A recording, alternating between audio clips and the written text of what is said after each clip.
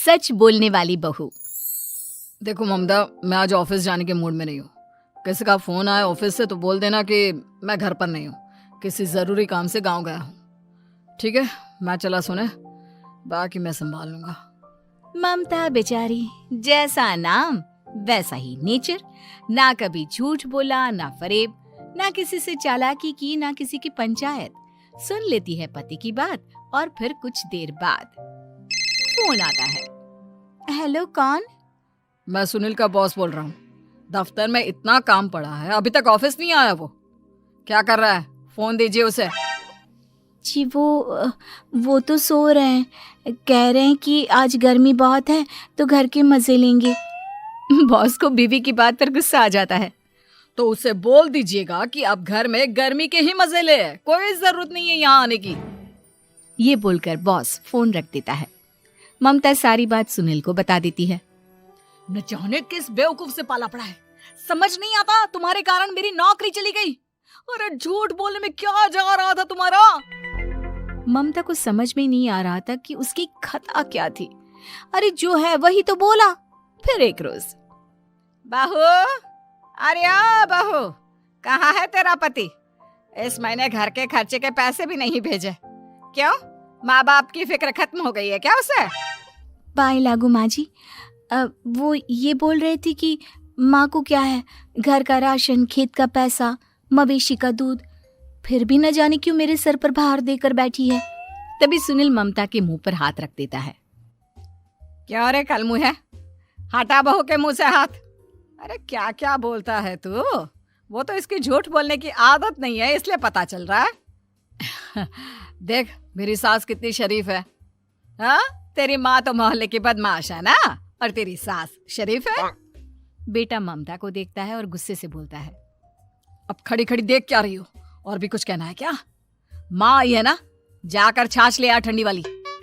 ममता अंदर चली जाती है। माँ, इसके सच बोलने की आदत के कारण मेरी नौकरी जाते जाते रह गई। वो तो मैंने अगले दिन जाकर पैर पकड़ लिए मालिक के। नहीं तो सब जानता है बहू की आदत नहीं है झूठ बोलने की, तो तू शांत क्यों नहीं रहता? क्यों उसे झूठ बोलने को बोलता है?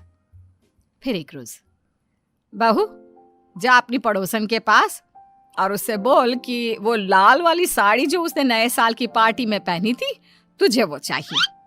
ना माँ जी, मुझे नहीं चाहिए। वैसे भी कल जिस शादी में जाना है ना, वहाँ के लिए तो मेरे पास काली साड़ी है। सास सर पर हाथ रखकर, अरे बुद्धू, मुझे चाहिए साड़ी।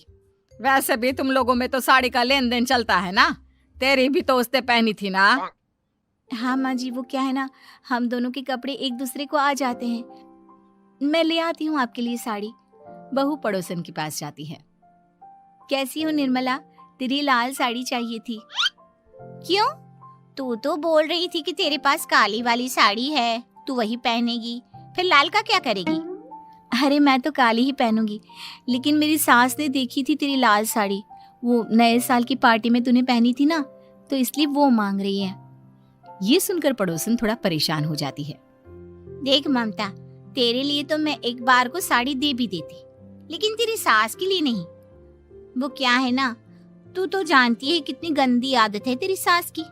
खाया पिया सब कपड़े पर ही पोंछ देती है। मेरी लाल साड़ी बहुत महंगी वाली है, पता चले उस पर हल्दी तेल का निशान लगा हो। ममता घर आ जाती है खाली हाथ। ममता को देखकर, नहीं देना उसका लूटी ने साड़ी। अब आए तुझसे लेने तेरा सामान, अच्छे से बताती हूँ। माँ जी, वो क्या है ना, मुझे तो वो दे रही थी, लेकिन आपके नाम पर नहीं दी। अरे किसने बोला था मेरा नाम लेने को? बोल देती तुझे पहनना है, लेकिन ना, तू तो ठहरी सच की देवी।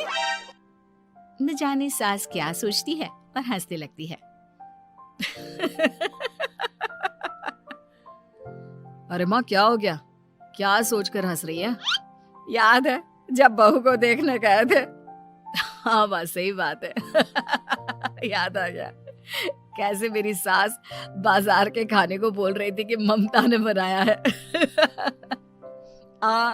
और बहू ने आकर सब बता दिया कि ये सारा खाना तो बाजार से आया है, वो भी कल्लू हलवाई की दुकान से। ममता दोनों की बात सुन रही थी। हाँ माँ जी, वो कल्लू हलवाई का ही था। मुझे तो आज तक पता नहीं चला कि माँ ने क्यों कहा कि मैंने बनाया है। खैर, मैं तैयार होती हूँ, शादी में जाना है ना। पूरा परिवार शादी में जाता है, जहाँ खाना वाना खाकर सभी बैठे होते हैं कि एक औरत ममता की सास से कहती है, क्या बात है बहन जी, मेरी आपकी बात हुई थी तो आप तो बोल रही थी कि लाल साड़ी पहनने वाली हैं, तो मैंने ये काली पहन ली। पता होता कि आप लाल नहीं पहन रही हैं तो मैं ही अपनी लाल पहनाती। अच्छा जी, तो इसलिए पूछा जा रहा था। अरे इतनी साड़ियां हैं कि क्या बताऊं। मैंने सोचा तो था, पर ये सामने दिख गई तो यही पहन लिया। अच्छा, मेरी तो तैयारी काफी दिन से चल रही थी, फिर भी आज ऐसा लग रहा है कि ठीक से तैयार नहीं हुई मैं। तभी आ जाती है हमारी सच्ची बहू, ममता बहू। आंटी जी, वो क्या है ना, पड़ोसन की लाल साड़ी माँ जी को पहननी थी, लेकिन आप तो जानती है माँ जी की आदत, सारा खाया पिया कपड़ों पर ही पोंछ देती है, तो उसने साड़ी देने से ना ऐन वक्त पर मना कर दिया, तो अब इन्होंने ना मेरी साड़ी पहनी है। औरत ममता की सास को घूरती है, अरे मांग कर ही साड़ी पहननी थी क्या? हम जैसे तो खुद की ही साड़ी पहनते हैं, चलो चलते हैं। सास का गुस्सा अब ममता पर फूट पड़ता है। अरे क्या जरूरत थी ये बात सबसे कहने की? अरे घर की इज्जत का कोई ख्याल है कि नहीं तुझे? हाँ, मैंने क्या बोल दिया माँ जी?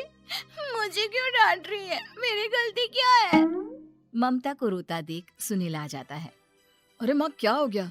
पता है ना शादी का माहौल है। सास सारी बात बेटे को बता देती है। देख रहा है तेरी बहू का हाल। अरे इस लड़की को तो ये भी नहीं पता कि कब कहाँ क्या कैसे बोलना है। अरे लेकर जा इसे यहाँ से। सभी घर आ जाते हैं। सास का मुंह तो फूला ही रहता है कि एक दिन, चलो बेटा, बहुत दिन तुम लोगों के साथ रह ली, अब चलो। वैसे भी ऐसी बहू के साथ समय कैसे कटे, जो ना झूठ बोलती है ना लोगों की चुगली करती है। अरे गांव में ही ठीक हूँ मैं, कम से कम 4 घर की खबर तो मिलती रहती है, वो भी मसाला डालकर। कैसी बात कर रही है माँ? अभी तो आई है, रह जाना, कितना अच्छा लगता है तेरे रहने से घर। तभी ममता आ जाती है। अच्छा लगता है, लेकिन आप तो बोल रहे थे कि न जाने कब तक रुकेगी, जाने का नाम ही नहीं ले रही। जाए तो कम से कम घर में थोड़ा सा फ्री सा तो फील करूं, यही बोल रहे थे कल माँ जी आपके लिए। सास बेटे को देखती है, लेकिन क्या कहती बेचारी, जब अपना ही सिक्का खोटा हो। चली जाती है चुपचाप गांव। फिर एक रोज घर की घंटी बजती है। सामने खड़ा होता है सुनील का बॉस। सुनील है क्या घर में? वो क्या ना, मैं यहाँ से गुजर रहा था तो सोचा थोड़ा ऑफिस का काम डिस्कस कर लूं। ममता कुछ कहती कि तभी वहां सुनील आ जाता है। अरे बॉस, आप आइए आइए। क्या बात है, घर तो बहुत सुंदर है। वैसे भाभी जी, आपकी खूब बातें सुनी है कि आप कभी झूठ नहीं बोलती। ये तो पता नहीं, लेकिन हमेशा सिर कुछ न कुछ ऐसा बोल देती हूँ जिससे परेशानी हो जाती है। मैं ऐसा नहीं चाहती, लेकिन क्या करूँ। खैर, बॉस कुछ देर रुकता है, काम की बात होती है। ममता के साथ सब चाय पीते हैं और जैसे ही बॉस जाने को मुड़ता है कि क्या जी, कितने नेक इंसान है, फालतू ही आप खड़ूस और निकम्मा बोलते हैं इन बॉस को। अब क्या, बॉस के कान तक खुद के लिए अनमोल वचन पड़ जाते हैं और फिर ओह, तो ये बात है। और क्या कहता है ये? अरे बॉस, आप भी किसकी बात पर विश्वास कर रहे हैं? अरे इससे तो ये भी नहीं पता कि आलू प्याज कहाँ रखा है। अरे ये क्या जाने क्या बोलना है क्या नहीं बोलना है। मतलब जो मुंह में आ रहा है बोले जा रहा है। भाभी जी, आप बताइए। नहीं बॉस, लग रहा है कि कुछ गलत बोल गई मैं।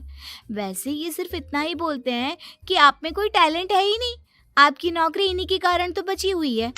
अरे बस कर ले अम्मा, अब क्या करवा कर मानेगी, बड़ी मुश्किल से तो नौकरी बची थी मेरी। सही कहा, बची थी लेकिन अब निकल गई। तेरे टैलेंट के भरोसे चल रही है ना मेरी नौकरी, अब देख तू। अच्छा, तो आप भी यही मानते हैं? वैसे ये बात तो है, सुनील काफी टैलेंटेड है।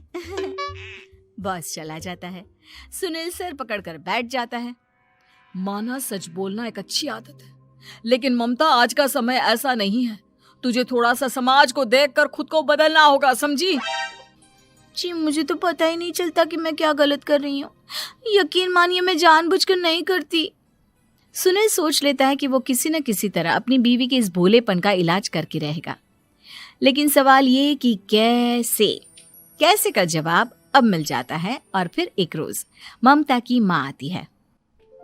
ममता, तुझे तो पता है तेरे पापा का काम ठीक नहीं चल रहा है, कुछ पैसों की जरूरत थी, तेरे पास हो तो मदद कर दे बेटा। ममता माँ को घर खर्चे से बचाए पैसे दे देती है। पैसे देने के बाद सुनील आ जाता है। अरे सासू माँ, आज यहाँ कैसे आना हुआ? नहीं बेटा, वो ममता की याद आ रही थी ना तो आ गई। वो क्या है ना, पता है पापा का काम ठीक नहीं चल रहा है, तो माँ कुछ पैसे लेने आई थी।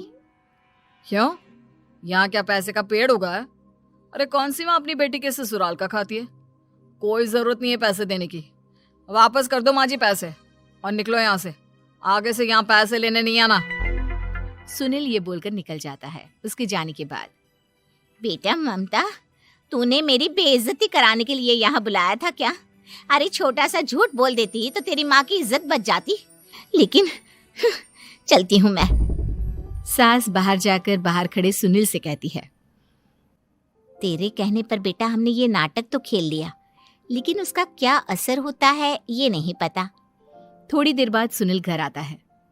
देखिए, मुझे मेरी गलती का एहसास हो गया है। मैं समझ गई हूँ कि सच कितना सच होता है और उसकी कीमत आज के समय में बहुत बड़ी है। माफ करना, मैं आज से सच कभी नहीं बोलूंगी। क्या? कभी नहीं?